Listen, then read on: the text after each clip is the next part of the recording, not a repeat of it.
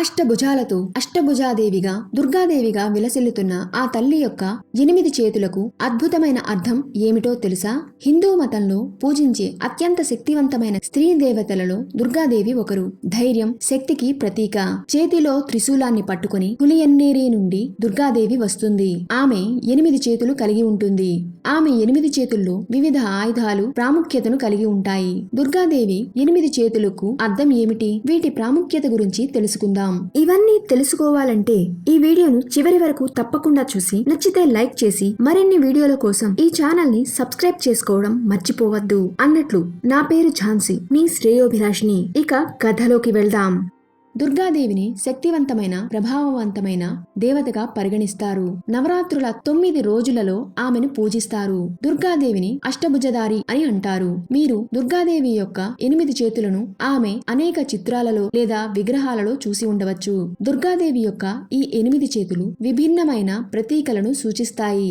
శక్తి స్వరూపిణి అయిన దుర్గాదేవి యొక్క 8 చేతులు చెడును నాశనం చేసేవని పురాణాలు చెబుతున్నాయి. దుర్గామాత యొక్క ఈ 8 చేతుల ప్రాముఖ్యత ఏమిటి? దుర్గాదేవికి ప్రత్యేకంగా 8 చేతులు ఎందుకు ఉన్నాయి? 8 చేతులు 8 దిశలకు చిహ్నం. కొన్ని చిత్రాలు లేదా విగ్రహాలలో దుర్గాదేవి 8 చేతులు ఉన్నట్టు మనం చూడవచ్చు. దుర్గాదేవి యొక్క ఈ 8 చేతులు 8 దిక్కులకు ప్రతీకగా భావిస్తారు. అంటే ఈ 8 చేతులు 8 దిక్కుల నుండి దుర్గాదేవి భక్తులను రక్షిస్తాయి. ప్రతి సందర్భంలోనూ తన భక్తులకు ఎల్లప్పుడూ అండగా ఉంటుందని ఇది సూచిస్తుంది. మనం దుర్గాదేవిని పూజించినప్పటికీ ఆమె మనకు రక్షణ కల్పిస్తుంది. అష్టభుజాల మాత దుర్గాదేవి రూపాన్ని చూసినప్పుడు ఆమె చేతిలో త్రిశూలం పట్టుకుని ఉండటం గమనించవచ్చు.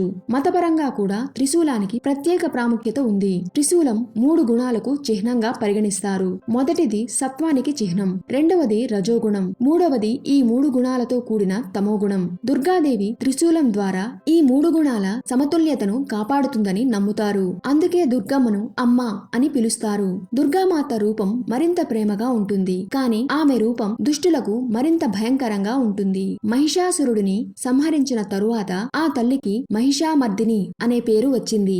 మహిషాసురునితో జరిగిన భీకరమైన యుద్ధంలో క్రూరత్వానికి, అన్యాయానికి ప్రతీక అయిన అతనిని తల్లి చంపింది.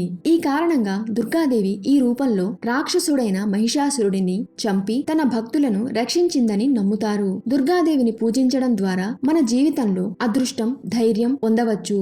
అందుకే దసరా రోజుల్లో ఆయుధ పూజలు చేస్తారు.